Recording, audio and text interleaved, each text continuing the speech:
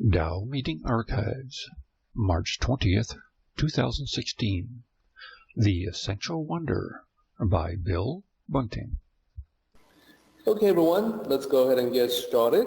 起立，面向佛堂，参加三鞠躬，一鞠躬，再鞠躬，三鞠躬，参加各位点传师，一鞠躬，开班，一鞠躬，请坐下。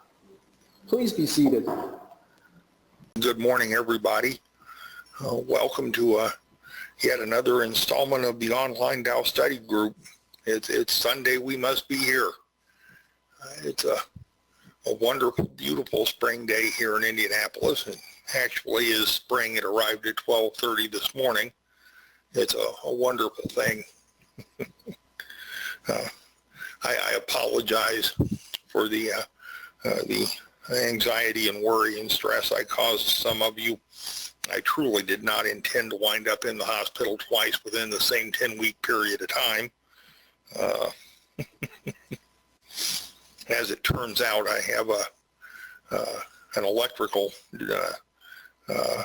irregularity in my heart as well as the occlusion they found. And once they figured out that, fixing the one problem didn't fix the other, then we got on about fixing the second problem, and things are much better now. I feel very well. And okay, I'm not quite 100% yet, but I'm getting pretty close. However,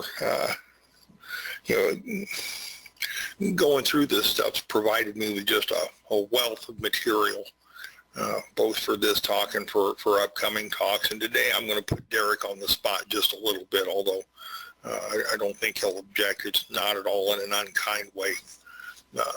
But there actually is a tremendous learning opportunity here for all of us. And this is a topic that although we touch on it with some frequency, is still something that's difficult to get our heads around, and sometimes very difficult to master, simply because it goes to our emotional roots, to our very core of our personalities. And that's the discussion about our teachers and our resources. Before we explore what Lao-Tzu says and the way human nature functions, I have to relate this story to you because it's just one of the coolest things actually that happens in my life. This is the part where I put Derek on the spot just a little tiny bit. It is true that I wound up in the hospital a second time for the treatment of an arrhythmia in my heart. The first time I went in, they found about an 80% occlusion in my left circumflex artery. It's on the back wall of the heart, and thought that was causing the irregularity in my heart rhythm. Unfortunately, that turned out not to be the case. That was an entirely secondary situation that we had to get fixed, and we did that. And in letting Derek know what was going on, and that I was a little under the weather and wouldn't be on the Tao study groups for a couple of weeks. Obviously, we talked about why. And within a few days after that discussion, I received an email from him entitled "Your Health," and it started out with, you and I make a great team, and I've been your friend for more than 10 years, and both of those things are the truth. And here are some helpful articles that you may find beneficial to you. Now,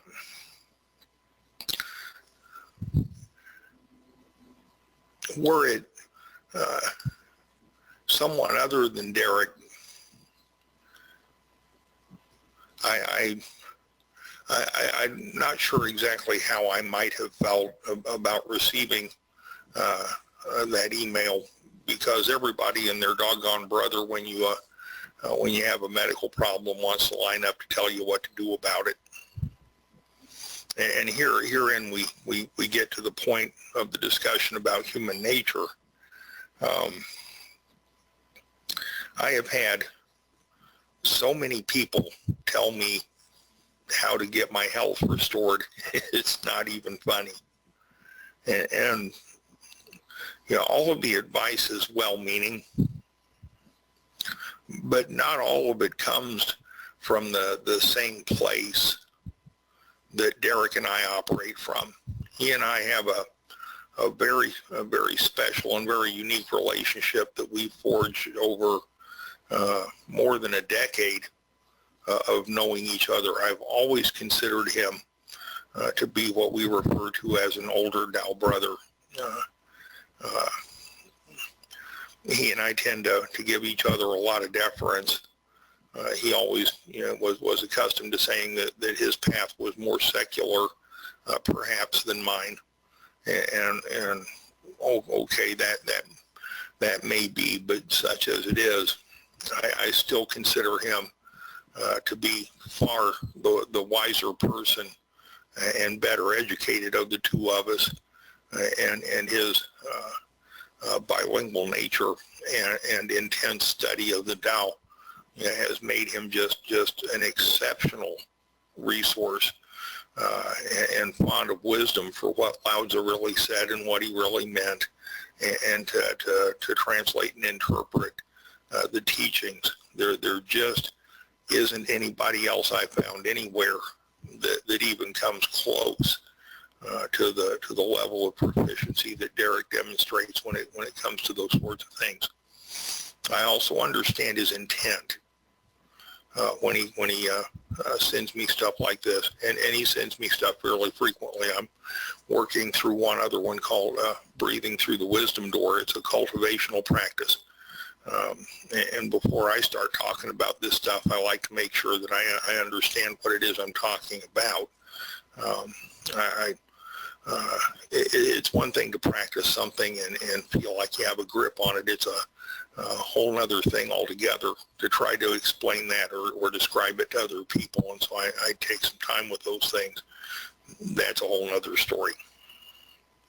So I get this email from Derek, and even though we have the aforementioned understanding and really special relationship, the initial feeling that I get is one of, here we go again.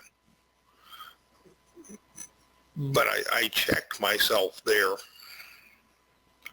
and gave myself pause to realize that what was occurring was that ego part of myself that would prefer not to have any flaws, feelings, shortcomings, or problems. and you know, that just ain't the case. It's not. And you know, I have maybe, I don't know, 4 or 5 people in my life that I count on all the time to be just brutally honest with me, no matter what. Derek is one of those people. And because he's one of those folks, I had to take pause for a moment, because I knew he wasn't going to send me something that he didn't legitimately believe was both necessary and helpful. He's not given over to meddling and to involving himself in the affairs of others where there's not a need, and it's never presented in the way of meddling or intrusion, but rather as a suggestion. It is the epitome of how to offer to try to help somebody without causing offense or emotional turmoil. But it is human nature in all of us to have that bit of emotional turmoil when we're beset by people who want to tell us how to do it, no matter what it is. I've often told my wife and children that you can either ask me to do something or you can tell me how to do it, but you can't do both, right? I'll be happy to do the laundry, but you don't get to tell me how to fold the towels. If you don't like it, you can fold the towels yourself. That's human nature. We all do it. Most of us do it without thinking. And perhaps it's a statement on cultivating the teachings, or perhaps it's a statement on the personalities involved, that I was able to shut that process down and realize that my urge to just maintain the status quo and continue to do what I was doing might be counterproductive to a long and happy and worthwhile life of cultivating the Tao teachings. It's amazing to me how badly we want to preserve that image of ourselves as being untouched, as being more, better, bigger, larger than life, or than we are in the eyes of other people. It is the first big step towards ridding oneself of pridefulness, to realize that mask is usually only visible to ourselves. Other people typically already have us figured out. And so in that vein, I made a choice to skip past the ego part of the reaction and get down to the business of understanding why it is we react that way. The ego self doesn't usually concern itself with the intent behind what other people say. It doesn't always discern the why. It discerns the what and the effect that the what may have on its perception of its existence. It's one of the skills that helps us to survive. It's an evolutionary skill, but it isn't always these days a helpful and beneficial skill. The ego exists to serve itself, to keep the body, mind, spirit entity that it lives in from dying and from starving and from being uncomfortable, and as much as it possibly can to make sure that its desires, whims, and wishes are fulfilled. Okay? That's the purpose of the ego self. It's what it does. It's really good at helping us survive. It's usually pretty bad at reaching much outside itself. The cultivated self, though, that part of us that we're hoping to nurture and grow into the true self through the utilization and learning of these teachings, understands intent. It knows why. It understands that every now and again a person wanders into our life who, through absolutely no action or behavior on our part, through no overt or covert act of will, causes this other person to care about us about as much as we care about ourselves. Derek, for me, is one of those people. He cares what happens to me no matter what. I think that's really a remarkable thing. I think the other masters in the temple there care about each of us in very much the same way. And it really, if you stop to think about it, is a cool thing to have happen for another person on the planet to care about you, not because it benefits them in the slightest, but simply because you're there and they feel you're worthy of that care and that concern. It's one of the things that gives him the authority to speak completely honestly and truthfully, because he's not serving an agenda. Whether or not I take his advice is largely irrelevant. The fact that he's done what he felt he needed to do in honesty and in love is. Whether or not I do what he suggests he doesn't have any control over. That's a powerful lesson that we need to know and understand. That's the only way we can approach other people and hope that they'll walk away from an encounter with us having gained some knowledge and understanding. We can't force them to pick it up and utilize it. All we can do is suggest. The cultivated self, that part of us that's nurturing this true self, understands the roles of both the teacher and the resource. Derek, for me, is a teacher, has been for as long as I've been involved in the Tao studies.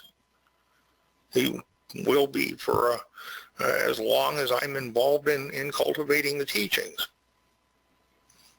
Unless he dies before I do, and I'm going to hope and pray that doesn't happen. Because despite the fact that I learn and grow every day, he also learns and grows every day, and so there's a relative distance there of time in and accomplishments made, where I think his wisdom will far exceed mine for a good many years to come. And I feel very blessed to be able to tap into that from time to time, and every now and again even formulate some of that into something that might be helpful to someone besides just me. Our cultivated self learns to set the ego self aside. It learns to put the agenda down, to cease to worry about the benefits or consequences of what we say and do to our own personal agenda, and gets down to what is the truth. What needs to happen, what needs to be done, what needs to be understood, irrespective of the tarnish it may put on our pride, or the effect that it may have on our self-image. That's one of the things that makes this the essential wonder. Lao Tzu says, those who do not value their teachers and love their resources, although intelligent, are greatly confused. That's a very easy lesson to hand out. It's advice that's easy to give. It is extremely difficult sometimes to do.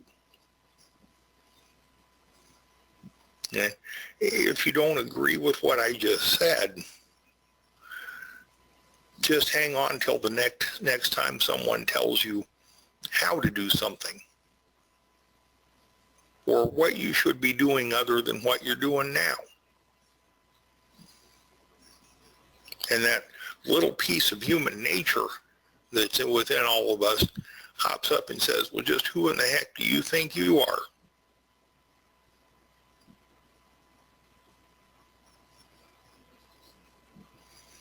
It's the essential wonder because it's difficult, because the sages did it naturally, because we have to learn to do it naturally, and because the ego self resists learning to do that naturally at every conceivable turn. The ego self wants us to believe that we know better than everybody else, that we're the only people who can see our own situation. And very frequently, our myopic view is not the most precise or accurate view of our reality. Very often, that view is held by those who are close to us, who care about us, but who are not in the midst of our mental and emotional situations.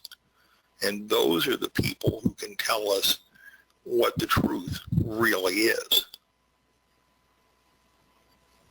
Far be it from us to listen to them, though.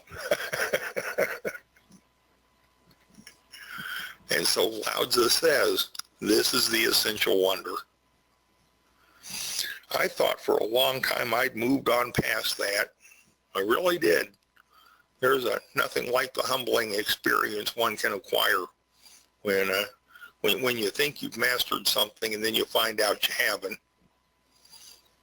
I found out when the dietitian came to talk to me in the hospital, she was the sixth person out of 6 people who had been there in the span of about 2 hours to tell me what all I needed to do while they were trying to get me discharged. I was tired, I was grouchy, I was over-medicated, I hadn't slept in about 4 days because nobody ever sleeps in a hospital, and I really had about had it.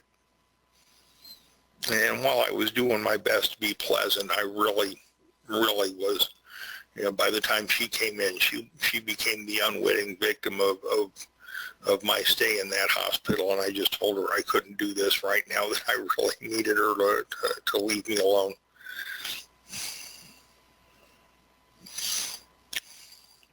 Not my finest moment. And we all have them. The important thing is to learn how to not have so many of them, and how to understand that every now and again, listening to some of that well-meaning advice is actually good for us.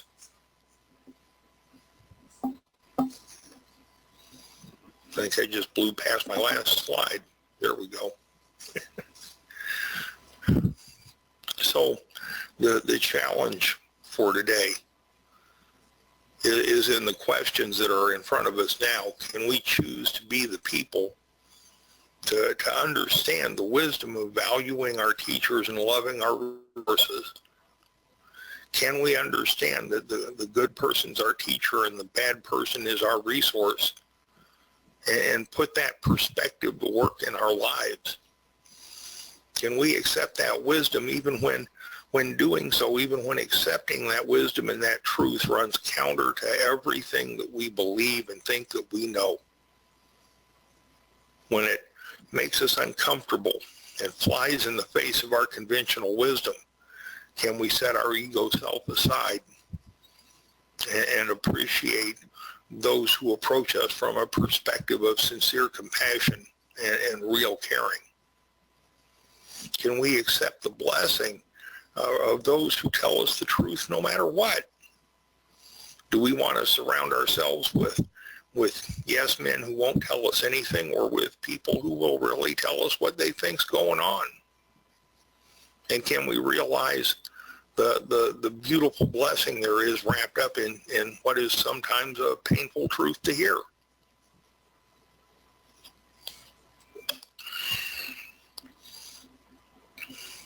It's my intent to try to be that person.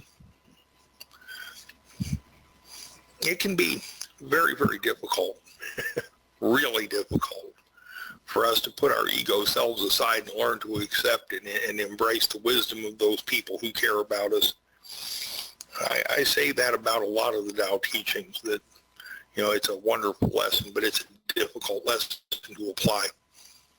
There are a lot of those lessons that require us to re-examine our beliefs, our values, and our ways of doing things. And changing those things is not easy. Changing those things sometimes is very hard. I found, though, that the process is worthwhile, and the benefits are worth having. But it still rests on an understanding and willingness to accept the teachings and change to adapt to them. And in this case, learning to value our teachers and love our resources kind of puts us instantly at odds with our own ego self, which means we have a wrestling match of sorts to get to the point where we can actually learn to do that. Not everybody has the internal strength to supplant the ego by an act of will on a consistent basis. You don't have to win the whole thing in 10 minutes. It's a matter of practice and repetition, and realizing that for a while you may lose as often as you win, but if you keep trying, eventually you get there. So, perhaps the essential wonder is actually mastering that skill of learning to recognize and embrace the truth, and not only the truth, but the person who brings it to you. I'm sure many of you here are aware of how special and how wonderful Derek is, and how great it is to have him around. And if you don't, I've not said anything today that isn't absolutely true. And there's much more I could say, but we need to get tied up in half an hour or so. Hopefully the perspective on hearing the truth from others will be helpful and useful to you. It has been for me. Thank you all very much, and have a great Sunday. Bill, thank you. Thank you especially for the kind words. They are very heartfelt. And I want to reiterate, many of you have already heard me say this, but Bill, I'd like to let you know that one of the, you've known me all these years. You know that I, even with the suggestion that I put out to you, it is with, many apologies and me trying to make it as light a touch and a suggestion as I possibly can. The reason why I felt compelled to do that is because, as I have related to quite a few people already, last year I did lose a friend and a coworker, someone that I had worked with for 7 years prior. He died at the age of 50. He was close to turning 51, but he didn't make it to 51. This coworker of mine, Bill, just so you have a visual on him, he's a few inches shorter than you are, because you are very tall, and he's got about 100 pounds on you. So just imagine you yourself dragging around 100 pounds every day wherever you go. That's the life that he lived. Another friend of ours, a mutual friend, someone who knew him, Michael, and knew me, had told him that several years ago, she had told him, Michael, if you don't change, you're going to die. Because she had never seen anyone as big as he was make it past the age of 50. So he almost made it to 51, but not quite. He went to visit a dentist, and when he was done with the visit, he came back, sat in his car, and that was when the massive heart attack took place, and it took him just like that. So, grieving over that, on my part, I'm always thinking, well, I know that I made an effort to make suggestions to him. Wasn't enough, because sometimes it's human nature for us to second guess ourselves. Could I have said more that would have motivated him to seek a different direction? But it was exactly as you described. This friend of mine, this coworker, was very strong-willed, especially in terms of the ego. So whenever I would mention anything about that, he would basically cut me off and then provide me with a lecture on his latest insights on nutrition. Well, if you imagine someone like that at his size talking about nutrition, you know there's some pretty darn serious problems in terms of the way he sees himself in the world. So I was never, ever able to get through to him. So part of me still regrets that, even though I do understand, the Tao teachings about life and death, that this was most likely a karmic lesson that he needed to learn. If I had forced myself in trying to change it, it would not be a lesson that he would learn for his own benefit. So, but that was a lot of that background, Bill, was swirling around in my mind, the pain of losing a friend, the urge to do something, to say something, balance it out with the understanding of the Tao, to always live with a gentle touch, to provide not a scolding lecture, but just a little nudge, and the end result is what you got from me in email. So just to sort of put that in context with everything else. Yeah, no, that was wonderful though. You've mastered the skill of the light touch.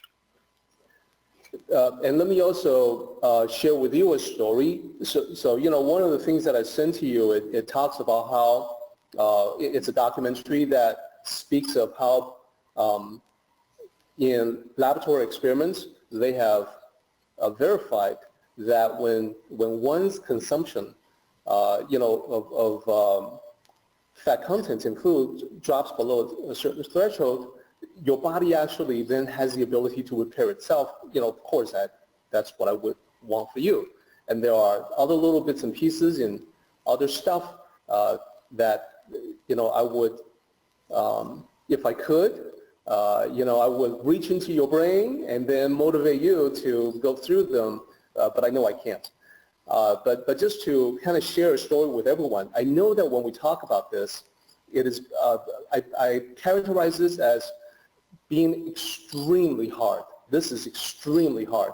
Not so much the physical aspects of it, but really the mental, emotional aspects of it, very difficult to get through to anyone.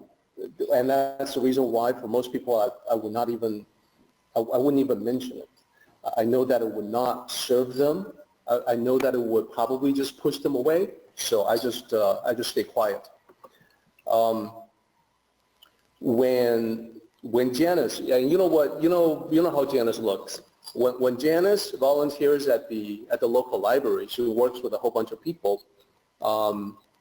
She noticed that one of them, this lady, is always calling her honey and sweetie, addressing her in those terms. This lady did not talk to other people that way, but she always spoke to young girls that way, and that's very common. We see that all the time. Older women addressing younger girls as honey or sweetie. Well, come to find out, Janice is actually 10 years older than she was. And she, based on appearance, thought that Janice was 10 years younger than she was. So in terms of appearance and actual age, there is a 20-year differential. Now, I know from personal experience that when most people look at that, they will say, oh, of course, Asians look young. She's Asian, and therefore she looks 20 years younger. Well, she gets the same thing from other Asians. That's number one. Number two, I like to tell people that everyone assumes that it must be, something having to do with genetics and the way that you were built and so forth. And I like to say that's not actually true, that one's actions has a whole lot to do with it. So growing up in the 80s, one of the bands that I used to listen to in my teens was Def Leppard, and they're still popular today. So very familiar with all the guys on that band. The lead guitarist, his name is Phil Collins, and it sounds like musician Phil Collins, who was a drummer, but this is a slightly different spelling, Collins with an E instead of with an I. So Phil Collins lived a life. He lived this rock and roll life, right? And then he's always like consuming stuff that he should not. He's always drinking. He's always getting hungover. And he started to pass out, not just hungover. So he realized that he needed to make a change. So he did. He did make a change. He became first a vegetarian, later on a vegan, and he started this program of exercise for himself. Well, this man is 58 years old today.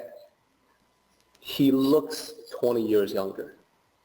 Now, genetically, in terms of ethnic background, there's very little in common between him and Janice, or between him and me. although not being Asian, he can still have the benefits, the stereotypical benefits of looking young that Asians enjoy. He doesn't have to be Asian to enjoy that. He just has to adjust, his lifestyle to gain those benefits. So looking at him, I use him as a highly visible, high-profile example of how anyone can do it, regardless of who you are.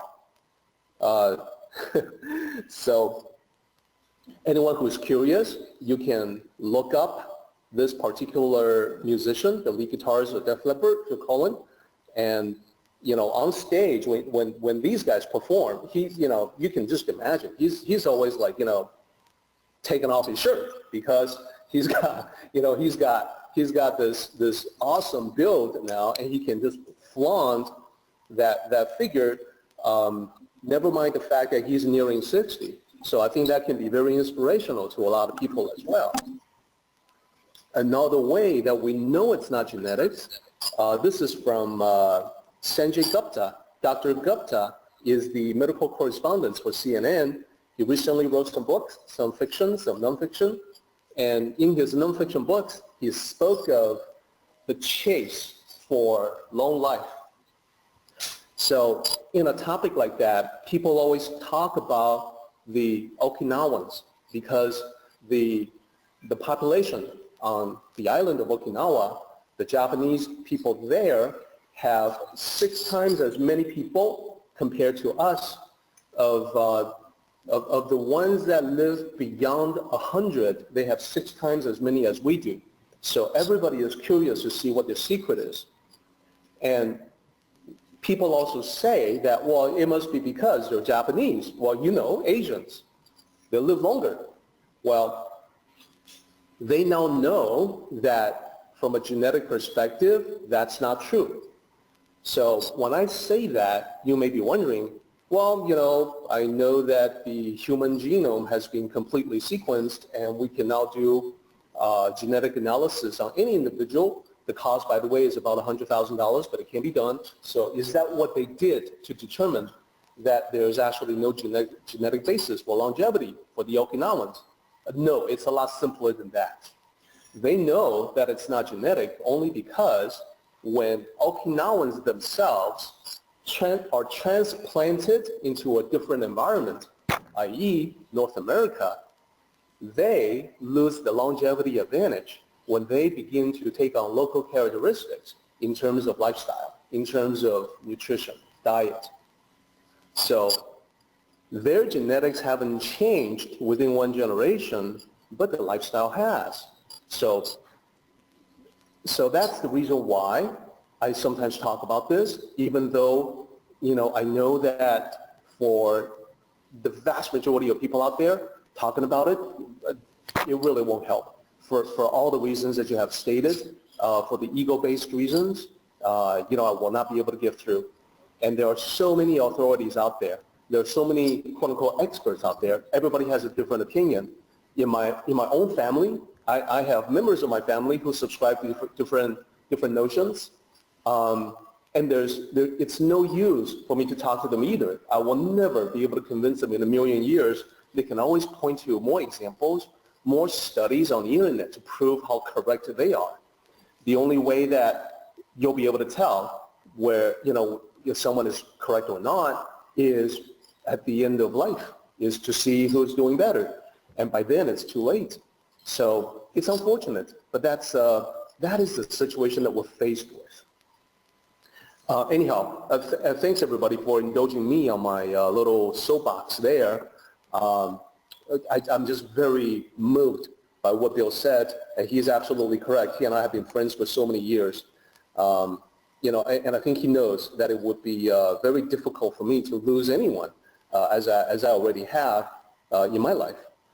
Because, my hope is that all of us will stick together and cultivate together, continue on this journey together as travel companions. Let's do the meeting ending ritual, everybody. 起立，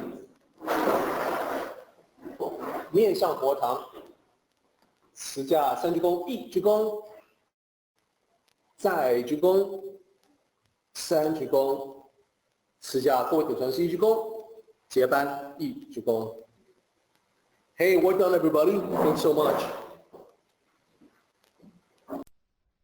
Join the Tao meeting live to participate in the questions and commentary. For more information, go to http://taoism.net/tao/connect-online.